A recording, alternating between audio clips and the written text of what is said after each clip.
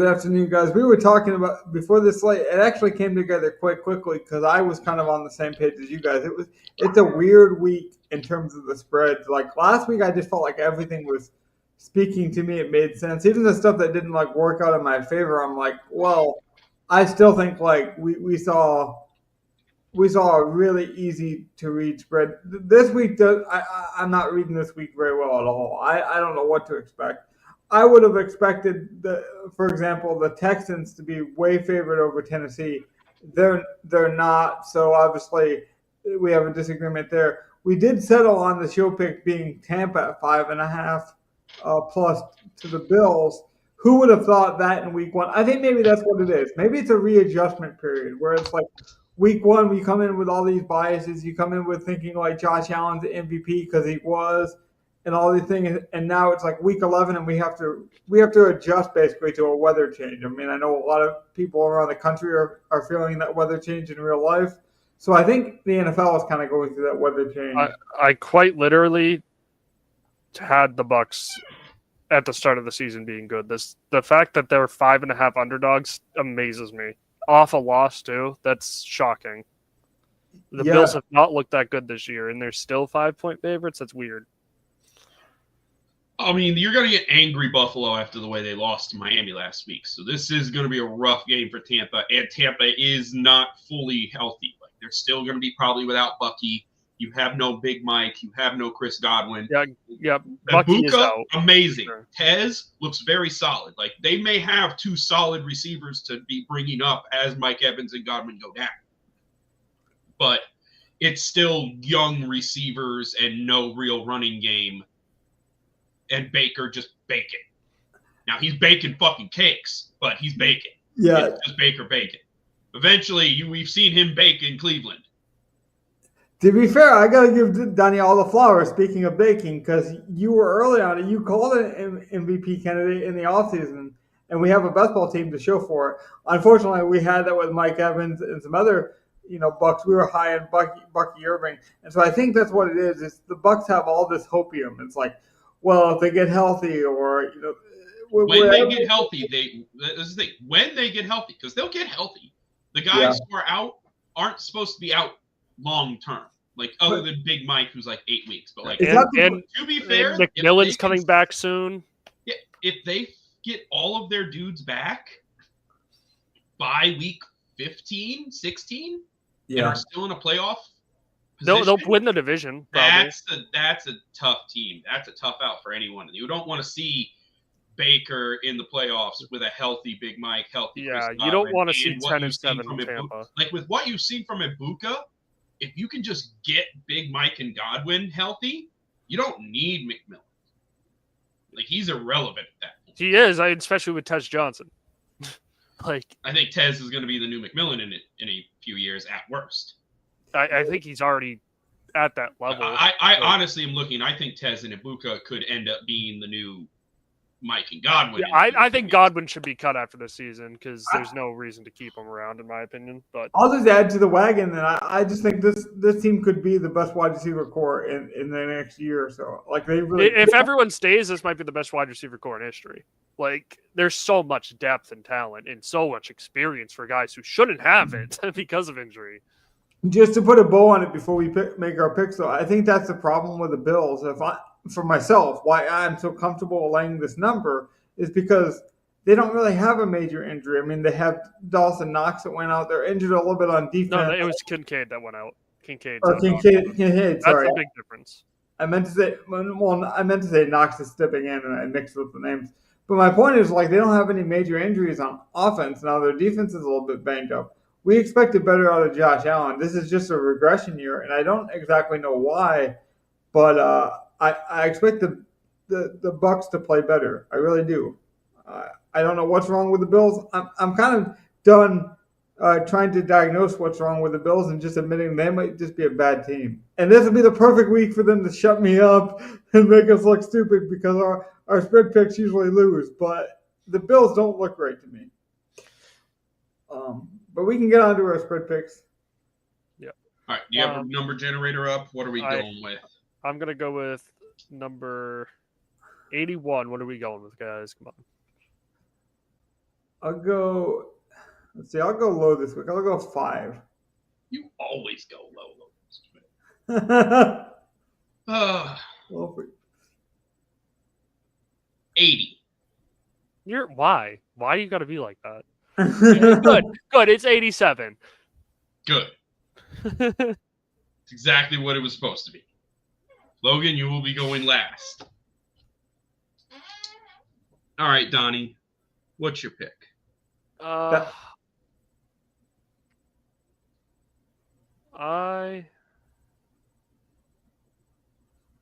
Give me the Niners to cover. Niners -3.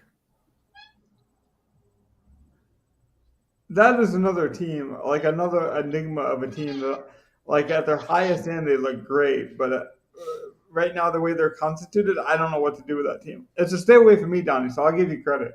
Yeah, I mean, that Cardinals team's so injured, things aren't right, and no Marvin Harrison this week. Shout out his appendix. They should be able to cover 3. Is it Purdy this week? I know they said he's coming back soon. I think it is Purdy this week. I think it's Purdy this week. But I mean, like that team has been such a roller coaster, right? I think like even not knowing is like the perfect example of what I mean. Like, I want to believe that this team is good and like, but it's like their division is so tough. You got the Seattle, you got the Rams. I just think I don't know. I think the 49ers are almost cooked, man. Well, they beat good teams. They've also lost to bad teams. They can't be cooked because they've won all their division games. They're 3-0 in the division, so they're not cooked. If they win to this week, they're 4-0 in the division. Now they're a real threat to win it. But they're 3-1. So they'd be 4-1. You think they're a threat to win the division? Logan, they have the tiebreakers right now. I don't know. They're tied basically, and they have the tiebreakers. They are a threat. I think the Rams win the division, but they are hugely they have the advantage here in who they've beat. If it's awkward and they all finish with 5 losses, they're gonna get it. Maybe. If they finish with 5 losses this season, they win the division most likely. Because they will have the tiebreaker. If not, they will be a wild card team. I was about to say 12-5. Yeah. I could see both of them being 12-5, and then they have the tiebreaker. Man, I guess this is crazy. I haven't actually considered that universe where that happens. We saw it a couple of years ago with the NFC North was like that, where we saw 3 teams just beat literally last year. I think it was last year we had. Wasn't it Detroit, Green Bay, and Minnesota were all like 10-win, 11-win teams? It might have been, yeah. I guess I just didn't realize that was a true possibility. All right. It's your pick, right, Gov? Yep. Okay. Well, I'm going to take the Steelers to cover. Oh, yuck. I already made that mistake. Made that mistake. Yeah. Tomlin's not getting beat twice. There's just a lot of things. Like looking at my stuff this week, there's a lot of things I'm seeing where I think I know where I'm going to play. What's the number? This is going to be one of the things that I'm taking. I'm taking Pittsburgh. 5.5. Right? It's 5.5. Yes. Yeah. Yeah. Actually, I mean, they're a really good matchup for the Steelers, or the Bengals. Like they match up very well. I know that, but just trusting Rodgers to not progress more and more. I know. I feel like people were going to play this from a fantasy angle just because it's too bad. These teams just played a couple weeks ago, and Flacco lit them up. Yeah. This was like a 38-something game. Yeah, that's what I was just going to say. We've seen it. This is the chalk game of the week. It's getting played. There's no way they're going to let Chase get 30 targets again, right? It's probably because I was born in the late 80s, but still seeing a Steelers game near 50 points for the over just seems wrong. It doesn't seem right. That might be why I'm thrown off by the 49ers and just don't know my math down here. And just nothing feels right to me. Like everything just feels like, oh wait, that's actually a possibility. we're looking at the game of the week for fantasy being the Bengals and Steelers. I don't know. I'm just totally confused this week. Really, I am. Um, You got 2 back-to-back, Logan. my pick, right? Yeah. I'm going to take the best game on the board because when I saw it, I couldn't believe it. Give me the Texans. I think that defense alone could win that game. Somehow they'll get a safety and win that game, and we won't have to see any fancy or any offense from either one of these teams. But I do think the Texans have the better offense as well. I don't understand why they're only 5.5 favorites. I think Tennessee might be historically one of the worst. Like obviously they won't be as bad as the 0-16 team season, team this season. But I just see nothing from Tennessee. Honestly, they might be one of the worst teams I think I have to watch on a weekly basis. Right, and then, no, you can add in if you have something to say. No, you're good. Like I kind of agree with you on that. I would have taken Houston, but I wanted to grab the Pittsburgh one. And then the one I really like is you're going to give me Patrick Mahomes. They have to win. You're going to give me Mahomes. You're going to give me Worthy. You're going to give me Rice against a Denver Broncos team who is like more lucky than good this season. And yes, they have gotten it done, but they've gotten it done against some really bad teams that had to come back. I don't think the Chiefs are the type of team, given how desperate they are for wins, that they're going to let you back up off the mat. So I feel like the Chiefs are going to take care of business, and they're not just going to let Bo Nix back into games. Yeah. Maybe the Bo Nix magic continues, but I just think he's played very badly, and for some reason they keep winning games, and that to me that's got to stop. Well, we know it's going to stop eventually. They're just the Chiefs from last year. It's copy and paste last year's Chiefs. You get lucky sometimes. You win a lot of games and go far, but it's going to stop. No, you're not winning a Super Bowl like that. You can't win a Super Bowl being lucky. I know it seems like production magic because we're on a podcast and it would be good for content, but truly this week I am confused what to do. Like you guys will even see it in the lineup. I don't know what to make of this week. I really don't. So I don't know if you like my picks, but those were the ones that really stood out to me. I'm surprised I got both of them, to be honest. I would have taken the Houston one had you not taken it on the way back. So I'll say that much. Now here's the other one. This is the one that I'm just going to take another gut shot on. And we were just talking about it. Who do you actually think wins that NFC West? The Rams. That's where I'm at.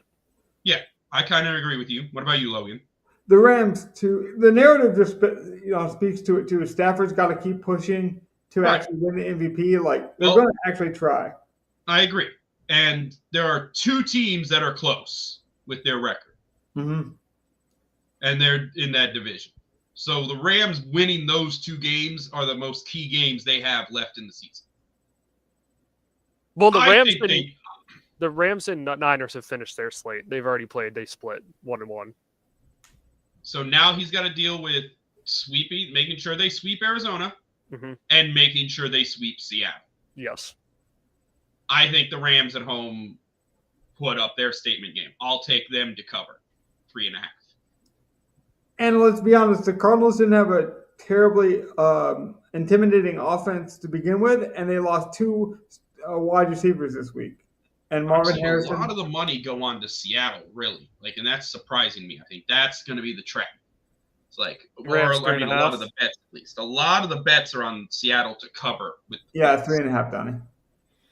You know what sucks? That was the game I thought no one would. I didn't think anyone would have the balls to go after the gut pick because that's exactly what I wanted. I wanted the gut pick on the Rams just winning this division. Yeah, that's what I was going for. That's my real thought. It's like, I think the Rams, if they want to make statement games win the division, then they need to sweep the rest of the division since they split with San Fran. This week could unironically decide the NFC. We'll look back at this and say, man, this is super important. Like if Seattle wins, all of a sudden you have a situation where you might have 3 11 or 12 win teams in the West. All of them make the playoffs. They like one wins the division and the other 2 are wild card teams. Yeah, it would be deserved too, to be fair. I mean, you couldn't really argue against it. Yeah, But we'll see. I think that's going to be the game to watch. But I could I also wanted that gut see pick the so Rams bad. just- I thought no way in hell you're going to take that gut pick. I thought it was going to fall to me. That's actually good though for me because that means when we go. And to I go thought I lineup- was going to get Houston. I wasn't sure. I figured that was a good one, but Logan, I wasn't sure he was going to take it. As soon as I saw it, I'm like, I couldn't believe it. But that does speak to our game environment pretty soon. I could see us taking a lot of Rams and Seahawks because I obviously like the weapons on both of those teams. And I can't believe I'm doing this because I never trust them, ever. And it's against one of the teams I trust the most, but I guess I'm just going with the Monday Nighter giving me Eagles 2.5. You love the primetime slates. I do for weird reasons, I know, but like, it's Detroit playing outdoors in Philly, and Goff isn't always the best outdoor quarterback. I don't love the number, but I imagine the Eagles just win another weird one with a field goal or something. So if I had known cover 2.5, it's yeah. When it like 30-27 on a game-winning field goal, I could see that happening. Cover the 2.5 and get out of there. I know they came off a really bad game with the Eagles, but I'm surprised this over isn't higher. I'll say that. I thought, given that the Lions basically put up 50 points on two people this season alone. I also think it's very strange that Campbell is taking over play calling, and that's kind of weird to me. I don't know how much that's going to continue throughout the year and how effective it's going to continue to be, but I think that's strange. What's even stranger about it, because I would have been all over it and told you, like, okay, this means maybe more for Jameson. I probably would have been more on Jameson. He kind of kept it secret, and then he didn't even fully commit to it this season or the season. But he's basically like, "Oh yeah, we're going to consider it on a weekly basis." Like, no, you're not. Like, it's obviously a demotion. It's weird. It's just strange. And correct me if I'm wrong, but I don't think Campbell was ever a play caller, really. He did it a little bit before Ben Johnson got there when he fired Lynn. But like Anthony Lynn, he did it for like 5 weeks. So that's why everyone's like, "Oh, yeah." But even before as a head coach, like before being a head coach, was he even a play caller as like a coordinator, like a consistent one? I think he basically played with it, but he never fully committed to it. Yeah, he's just that's not his thing. It's weird. But he's always been good at it though, Donnie, in his small sample size. I will say that. Usually in the small sample size that he has called plays for the Lions, and then even when he's experimented and tried to get better, to build up his resume, he loves deep shots. That's why I would have told you like Jameson Williams was a thing. And then if you look at it, Mortensen, the offensive coordinator, basically was apologizing to Jameson leading up to these weeks. So there was obviously a disagreement with how the offense should be ran. I don't know why. Go, maybe you have some insight because like you're away from the team. Why you would not just fully commit to like I'm going to call plays the rest of the year, or somebody's going to call plays, but like why would you kind of leave it in limbo? Does that help anyone? I don't think it definitely doesn't help anyone to leave all that in limbo. But like, this is just sort of like them after letting their main play caller offensive coordinator go. They're still trying to figure it out.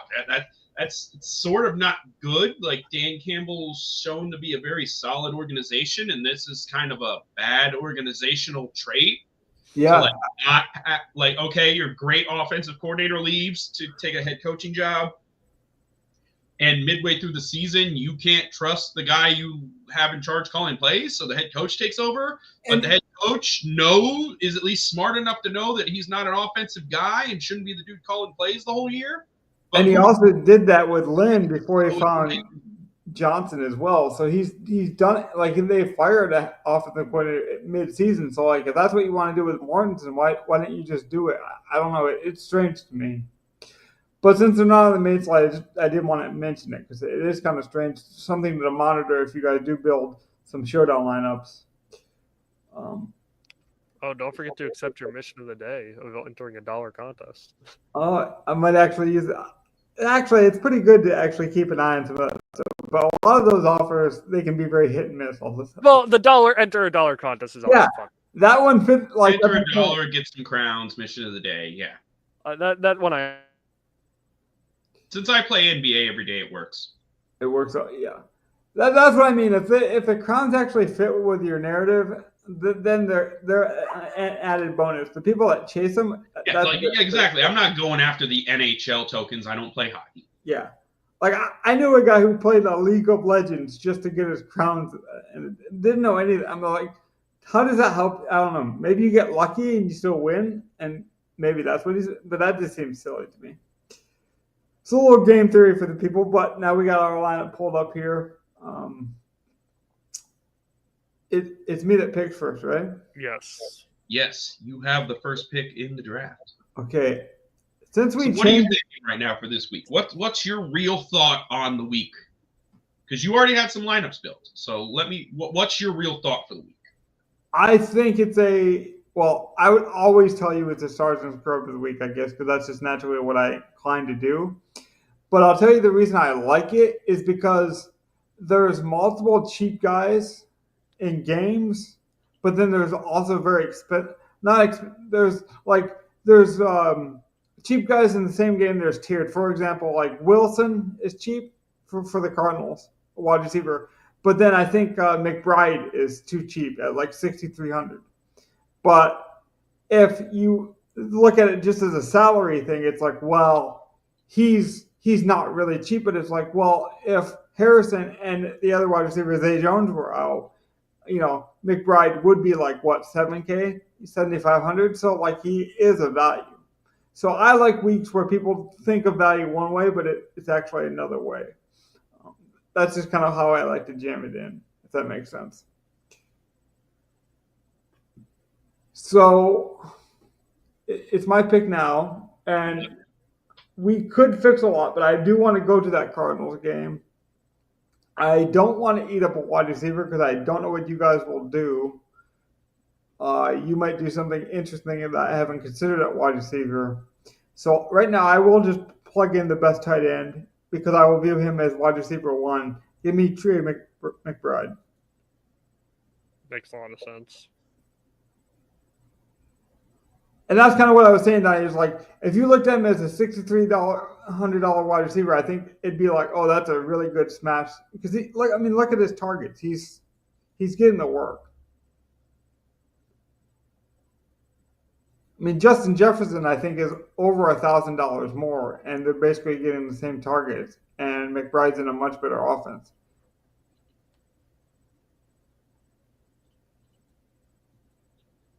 Okay. Like, I can see that. Like, McBride's the highest projected tight end on the slate. He's getting a lot of red zone targets. Like, Brissett's throwing him touchdowns where he's finally having these 20-point, 30-point spike weeks that we always knew were in him, but he just wasn't getting touchdowns, so he was never above, like, 15 or 16. And I feel like because he's a tight end, because he'll project as the number 1 tight end, people will automatically worry about, like, ownership and stuff like that. Where it's like, well, we don't have the same worry when it comes to wide receiver just because there's more positions. Like you need more than one. But that's actually one of the top owned tight ends. So like we are taking on ownership, just to point that out. But I think there will be places we can get different. So like I'm not worried about that. Yeah. All right. So for me, looking at what I'm at, like I said, I know everyone's going to be on Cincinnati, Pittsburgh. And so we'll need to address that at some point. But I want to just give my piece of the Rams-Seattle game in there. And with what I'm looking at, I think what I want to do is just jam in some points. Points are usually good. Let's just go with Puka. Puka works for me. He's pretty much worked all year outside of the rare time he goes back to the blue tent or back to the locker room for some unknown reason. Everything else he smashes. Like he's almost a guaranteed locked in 20, right? I was about to say he's had 2 weeks this year where he didn't score over 20 points. Yeah. One where he got hurt and only got 3 targets, and last week where he went 6 of 5 for 64 and a tutty, and just sort of had a pedestrian week at San Francisco. Yeah, that was the only week where he actually got somewhat similar volume and just didn't get there. Which otherwise, he's missed the 1 week at Jacksonville, or he's had 26, 28, 26, 39, 25, 23 in every other game. Yep. Like, just give me 20 points. And I'll also say he's probably overpriced, but given that we can probably find somebody that's severely underpriced in this week, it's going to equal out. And so that combined, salary is not bad at all. Yeah. I am going to address the Pittsburgh game to start. He had a big game last time they played. He's cheap. They don't cover tight ends well. Just give me Pat Freiermuth. Double tight end. Wow. Double tight end. 3,200 Pat Freiermuth makes a lot of sense in my opinion. It does. He's a good value. Is the San Fran Arizona game in the afternoon slate? San Fran Arizona is at 4 o'clock. Okay, so just make sure to switch McBride and Freiermuth. So yeah, that I'll do it now because it's such a big one. Just given the price differences. Oh, I should have done that actually. Oh, you're good. You can just click all games, but yeah. Well, yeah, when we go to draft, I mean, I wouldn't mind taking one of the cheap wide receivers for the Cardinals as well. I just think someone's got to catch passes, so might as well plug in some obvious volume. And to your point, Donnie, I feel like we're getting that with Pat Freiermuth. It might not be sexy, it might not be, like exciting, but for 3,200, I think it's safe and secure. And I agree. I don't hate having one of him or Jonah or hell, even if you want to punt with Washington. we got a little bit of an ownership problem. I'm going to solve it right now. He was underplayed last week. His price went down. He was getting enough work on the field where it's like that was a ramp up week, and he should be fine. Just throw in Tillman. 3,400 Tillman. We get off ownership. It's a low-owned game that he's going to be in. I like this play this week as a one-off. It's also some PMR in a game that people will like. Yeah, I could see it.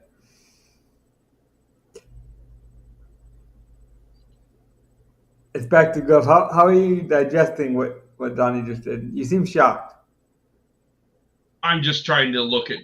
I'm in my projections. I'm looking to see how I'm going to make stuff fit. Yeah. So I'm plugging guys into an optimizer to see what I'm going to do. I didn't think we'd go this way. There's Pat Freiermuth. Pat Freiermuth, good value. I can't hate on that at all. Okay, what did I?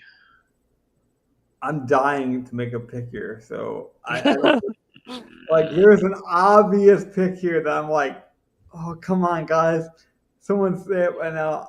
Do I want to go with this? It's risky. It's risky. It's on my sheet though. I'm looking at my little workbook and he's sitting there contemplating, do we go and play Dylan Gabriel back to back 4,200 Gabriel? Shut up. Shut up. You know what's the problem? You know what the real problem is? The real problem? I got two guys, literally the exact same play as each other. And one of them's Dylan Gabriel, and both of them look good to play, and they both work in this fucking lineup. So, do you want me to go or do you want me to go why don't we do both? Because we were actually on it last week. We just slightly missed the projection on one of the players. But honestly, everything we said about that stack last week came true. Like I said, Gabriel could run. For that price, he could, he got 48 yards rushing in that game. It worked out enough time. He threw 2 touchdowns. They just went to Njoku and Judy instead of Tillman. Yeah, Tillman caught a PI, flag instead of catching the pass. So that obviously hurts us because we lose the passing yards potentially to someone else. I will say I'm not so sure I'm happy about that. That's something I feel like I have to account for and deal with. Tillman, not the worst value right now, but definitely better plays at wide receiver.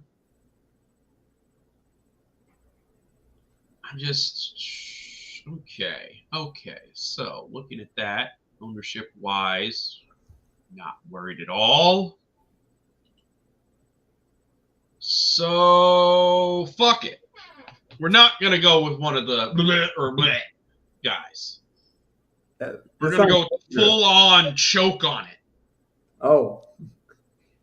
I don't know what to do. Plug in Aaron Rodgers. Oh my. I love it in such a gross way. Oh, choke on it. I'm gonna be Choke honest. on it. Outside of a showdown, I don't know the last time I played Aaron Rodgers. It might have been like 5 years ago. I would honestly ask. No, we definitely played him when he was a ChatGPT. Jet. We definitely played him as a Jet last year once. I Did think I? I played him at least once this year after that blow up game against the Jets in week 1. Yeah, I know I played him in some showdowns because I won one with him and Calvin Austin at one point, I think last year, but I don't think I played him in the main slate in a long time. He has surprisingly looked good. I don't know why. In a mythological Coming week, off a couple of bad weeks, but he's also going up against Cincinnati, who Cincinnati made Justin Fields look good. Cincinnati makes everyone look good and also makes Joe Flacco look good somehow on the same side. This is the year of old quarterbacks. We have Joe Flacco trying to lead back a Cincinnati team that looked dead. We have Matthew Stafford basically competing for MVP. And we have Aaron Rodgers somehow still playing good, even though he believes in weird conspiracies. I don't know what's going on this NFL season, but it's something. Okay, it's my pick, right? I think Rodgers is getting some ownership, but Warren looks like one of the top owned running backs on the slate, and I'd rather leverage off of that. That looks horrible in my stuff. I'm looking at my sheet and I'm like, why is Warren chalk? I thought the same thing. I'm like, why? I guess he gets okay work. He's in a halfway decent matchup. I get how it could work, but it's definitely not anything I'm trying to attack. But they flirted with using 3 wide receivers at that point because Gainwell gets work, and then they started working in the rookie Johnson. It's all because of that last week that he played. It was the 16 this is Arthur for one. Smith. No, but it was Arthur the 16 Smith for was 127 running for against Patterson it. at running back when you had Bijan and Algier. This is just what he does. He's running a 3 tight end offense that is their spread formation, which is why you have Freiermuth and Washington and Jonnu running deep routes with Metcalf. Yeah. He cycles through Metcalf and Calvin Austin when he needs wide receivers. So if he brings in 2 wide receivers, it's just Calvin Austin or someone coming in to run a 9 route. I wish it was a joke, but he brought in Hayward to basically be like the 4th tight end in a formation and bragged about how there was 4 tight ends on the field at one time. He really does buy into this stuff. It's crazy to me.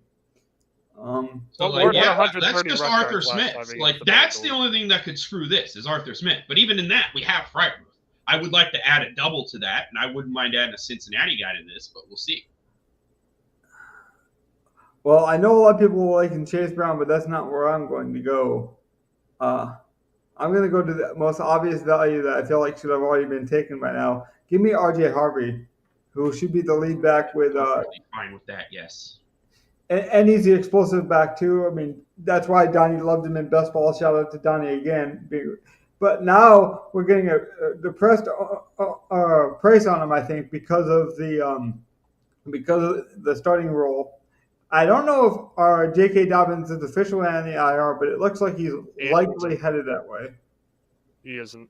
There's no indication besides Peyton saying he could go on the IR. He could, but he's going to miss this week, right? That's what they're saying. He still has a Q tag, but he should miss. Okay, we can readjust, but it looked like he was going to miss. I'm just going to pull it up for the people. Yeah, he didn't practice on Thursday, and so all indications. But keep an eye out for yourself. But we saw with Henderson, when the Patriots started giving the rookie work, Harvey has that kind of upside for me as well. He's an explosive guy that could just take one to the house. I don't love it against KC, but the only reason I like it is because he can get receiving work. I don't even need him to get great rushing production. I just need the receiving. It's your pick, right, Donnie? No, it's you got 2 in a row. And Oh, then do I back, go back to back? yeah. All right. Well, what do I want to do now? Well, I know what I really want to do, but it might hamstring us. I want to get JSN in this lineup. I don't think we can. Yeah, I don't think we can. I don't think we can. Like I'm looking right now. Okay, so like we're at what? We're Top guy. 55 per or whatever, 58 per. Let me just do So, this like one. like even if we plug in what's my favorite, like my favorite 2,500 defense is Tampa Houston is my favorite. Cheap.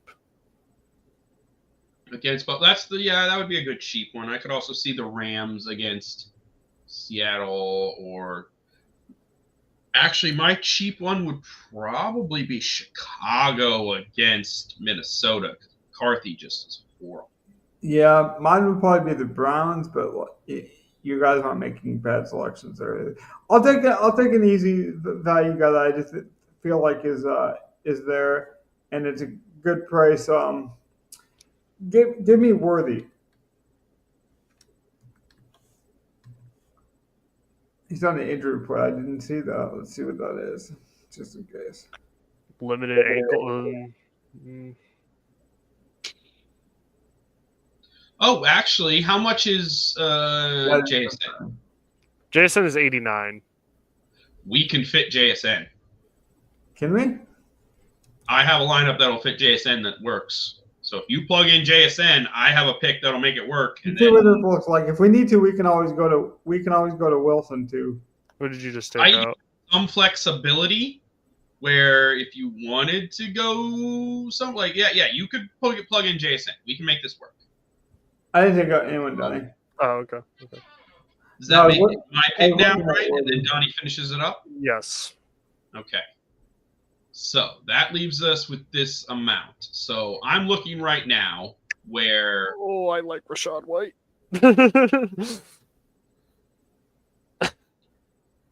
Let's see. Okay, so this is where we're at. That would pair with Tampa's defense. Oh.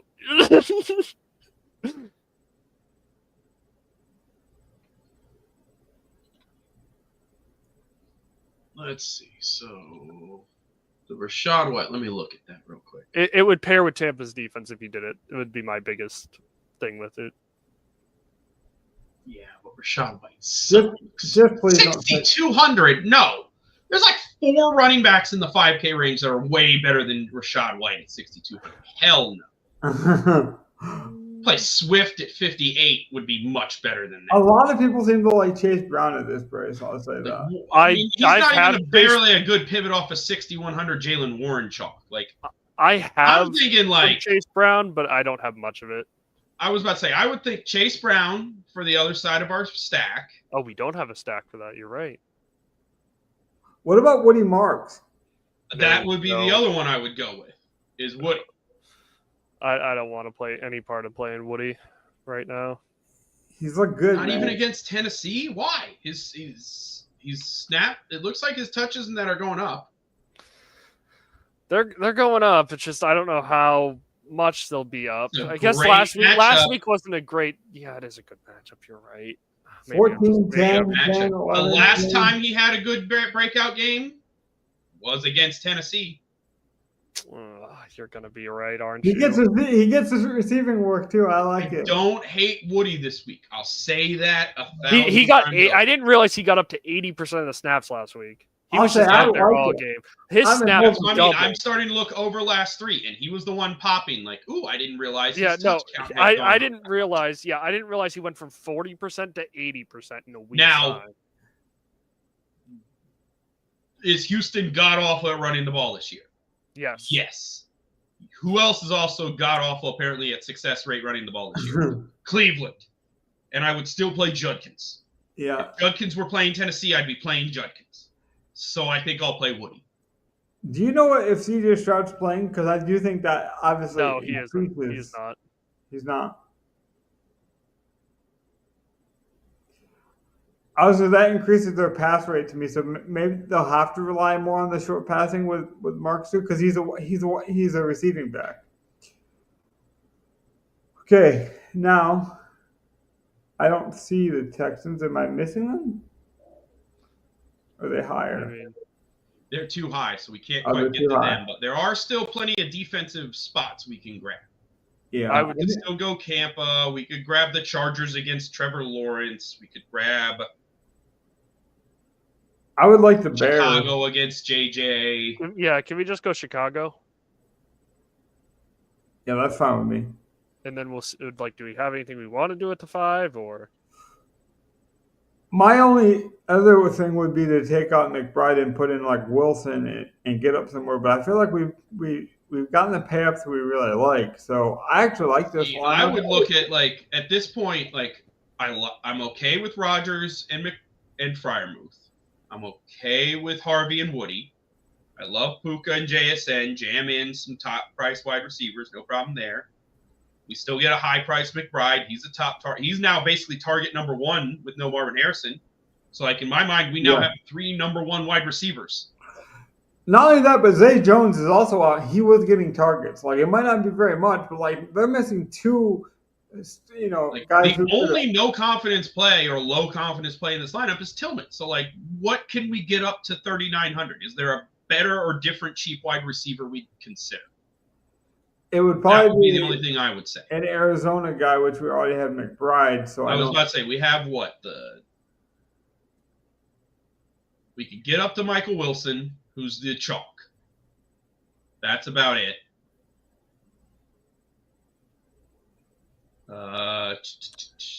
We could pay down for Greg George, but again, that's you're loading up on 2 Arizona guys. I still think I like Tillman better. I like the ceiling of Tillman much better still. Yeah, the only thing you could maybe do in this lineup would be to pay down from the Bears and get up to Kelvin Austin, but even that's risky. Or, yeah, I don't like a whole lot else. Yeah, I don't think there's much else to get to here either. I'm with you. Personally, looking at it, we have low ownership everywhere. I wouldn't mind just taking Michael Wilson because we can eat the chalk. If we tuck Wilson though, and we took out McBride, would you like that range at all? Let me look at what we would have left without McBride. Hold on. I'm just saying, I'm just curious to see what you guys would do. No, I gotta plug it in the optimizer real quick and take a look. I don't like it. I did not realize Freiermuth was the most expensive of the tight ends. I think I'd rather play Jonah this week. Now looking at it, but it's literally hit or miss. Oh, you mean expensive of the Steelers? I'm like, yeah, that's what you mean. Yeah, my bad. All right, so that leaves us with it's still same 6,400. Okay. Yeah, we could obviously pay up, or because we could get off the defense a bit. Mm-hmm. The only thing that's sticking out to me is maybe you pay up. You would go down off the defense and pay up for Henry, or no, because we wouldn't go. McBride's just projecting way better than anyone else. The chalk in this range would be just playing Jaylen Warren.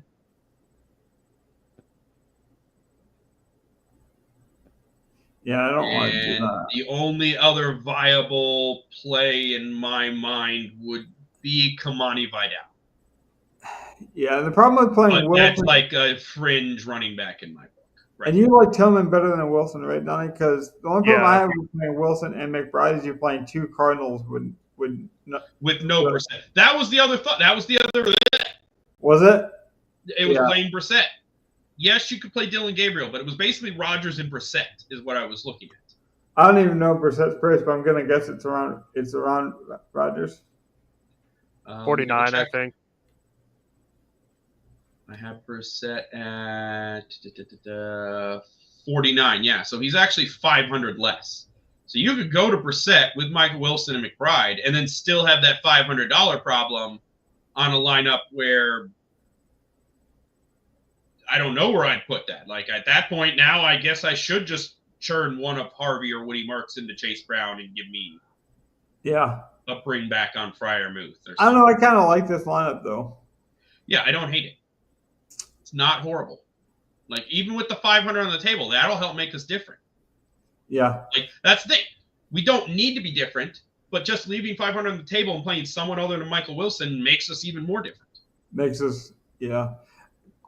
What I like too is we're paying up for the volume. Like Wilson could get there, but we know McBride will get it. McBride is baked in basically for 11 targets. He's basically wide receiver 1. Like, right. Michael Wilson's jumping into wide receiver 1, but he's basically wide receiver 1. Exactly. This lineup does jam in 3 top flight high target wide receivers. Mm-hmm. It jams in 2 rookie running backs who should or have been slowly getting all of the work and are now in good matchups, or at least like Harvey's not really a good matchup, but like if they give him receiving work and he gets 15 plus touches, which is what I have him penciled in for right now. I basically gave him Dobbins rushing work, which is 14 carries a game instead of the 5 that he gets, but I kept his 3.5 targets a game. So that gave him 17.5 touches a game is where I have him at, which puts him like middle of the pack. Yeah. Like not quite 20-ish where like Henry and CMC and Cook and those guys are getting per game, Taylor, stuff like that, but better than dudes like Aaron Jones, Mason, Ken Walker, other guys like that on the slate. So like I like both of these plays. Like I don't hate a single play in this lineup other than maybe Tillman. And I don't really hate Tillman. I just think he's the least confident of all. Exactly. I don't know what I would switch. Like, could I go down from Rodgers to Brissett? And then even if Tillman doesn't become Wilson, he could now become like a 4K guy, like a Cup or maybe even up to Judy or something. Something in that range, maybe. Like, I might play around with a lineup like this. But like a core of those 2 running backs off of Warren and Chase Brown chalk, I don't hate. This is a week for me to win because I don't think I don't like Warren and Chase this season, like the way they're being used. So I'm not as high on Warren. I had to go back and look. He's getting more touches than I thought, but I'm not that high on Jaylen Warren. Yeah, I never have been. So I guess if this is a week for me to lose, then so be it. Gov, I know you have a heart out, but I did want to just give Donnie the final word. Like, what I like about this lineup is that we paid up for volume. And sure, like JSN is too pricey and Puka is probably too pricey, but the way we fit it in, I don't feel like many people will get there. And we got like a safety net that I really like. So that's my personal opinion. I'll kick it over to Donnie for the last word, and then we'll get out of here. Yeah, no, I just like our one-offs, and like you said, you can fit stars like this. You got to do it. Tillman's still the number one. That's a good question. Tillman's still the number one, right? Judy had like a bit of a bounce back, but to me it looked like Tillman was more. I still have to go and look. I didn't actually look to see. Tillman only had 4 targets, but was Tillman seeing number 1 coverage, or was Judy still seeing like the number 1 coverage from? I thought so. That's why I was just gonna say I think he. It's hard to tell because it wasn't Sauce, but like still. Right. And then that game was just weird. They got outside of themselves. Obviously, their play calling changes when they go down 14-0 to the Jets. Obviously, that wasn't in the script. So, speaking of script, though, and keeping these guys on schedule, I don't want to make them late. We'll get out of here with this. Hopefully, this helped everyone, and you guys can like and subscribe on your way out. Take care, guys.